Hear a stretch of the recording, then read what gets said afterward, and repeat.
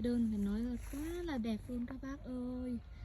Trời ơi nó đẹp quá, quá là xinh luôn. Mắt nụ rất là dày như thế này. Bây giờ để mà chơi với cây đào phai đơn 5 cánh mà nó nhiều mắt nụ này là không phải dễ đâu nha các bác nhá. Dáng thế này, ôi dồi ôi, bay lượn này, siêu đẹp mà. Ôi dồi, cái mắt nụ này phai đơn 5 cánh mà nó nhiều mắt nụ như thế này. Đây đây, mắt nụ sai như bấm ngúa như này, sai chít chít chít chít luôn. Rồi đây đây, trời ơi, quá là đẹp luôn các bạn, quá là xinh luôn.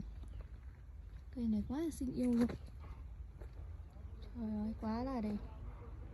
Không biết bác nào mê đào 5 cánh giống như em không, như nhà em là năm nào cũng chơi cả hai loại.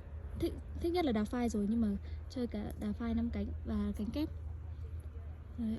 Rồi ôi nó đẹp, bông rất to nhá. Đào phai 5 cánh nhưng bông cực kỳ to luôn.